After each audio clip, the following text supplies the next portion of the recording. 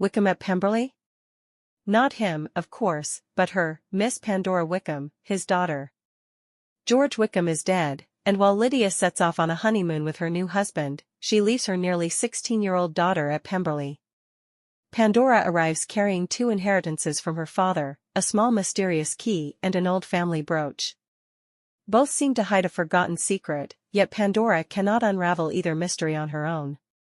As William Darcy, the eldest son of Elizabeth and Mr Darcy, wisely points out, 2 heads are often better than 1. When Lady Catherine de Bourgh takes an alarming interest in the brooch, Pandora is unwillingly drawn into a journey that will change her entire life and challenge all her determination. She is absolutely resolved not to become another Lydia Wickham and considers marrying before 17 utterly disgraceful. But is such a plan even possible when the alternative means returning to Lydia, and to Mrs Bennet, who has decided to stay with her daughter for an unspecified length of time? Once Pandora finally begins sharing her secrets with her cousins, Pandora's box of old mysteries slowly begins to open, only to reveal that the box was never truly hers. A return to the world of Jane Austen, filled with familiar faces, old secrets, family tensions, and humor. A short excerpt follows. "No one prepares pickled vegetables as excellently as our cook at Rosings," declared Lady Catherine in a loud and important tone. "Let us hope I shall not be disappointed by these provincial attempts." Lady Catherine advanced upon the bowl of vegetables with all the self-assurance of an armoured battleship entering harbour, and Pandora hastily stepped aside, helping herself only to a few pickled cucumbers. She could always return later. Lady Catherine evidently realized she had cut in before Pandora. She had no intention whatsoever of apologizing, though she did bestow upon her one lofty glance and the faintest of smiles as though even that small courtesy were more than Pandora deserved. Then suddenly she froze. "What is that?" she demanded sharply, pointing her fork towards the brooch fastened at Pandora's neckline. Instinctively Pandora stepped back another pace. In the old lady's hand the fork appeared alarmingly like a weapon, and Pandora found herself absurdly imagining the possible consequences. The headlines rose vividly before her eyes. "Young lady stabbed at Pemberley. Murder weapon, a dinner fork.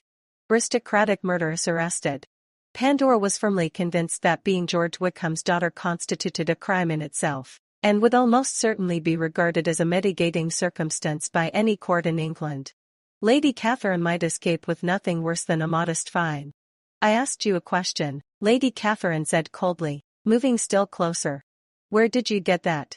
Her voice was quiet, but so sharp that Pandora immediately understood something was very wrong indeed. "The brooch?" she asked cautiously. "Yes, the brooch," Lady Catherine replied darkly. Pandora instinctively placed a hand over the ornament.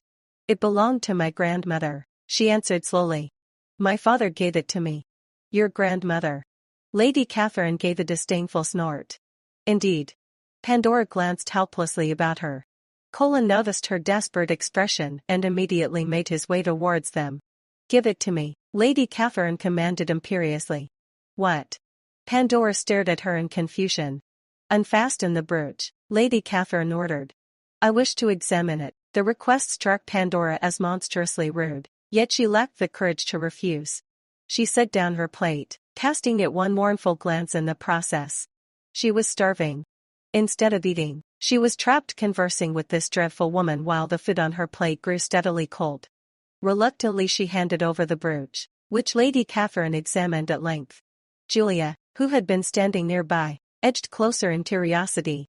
"This brooch," Lady Catherine declared loudly and with great emphasis, "belonged to Serafina Ellery of the Ellery family, the previous owners of this estate.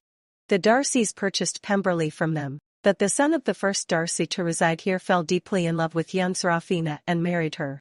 The brooch appears in her portrait, and for generations it passed from mother to eldest daughter.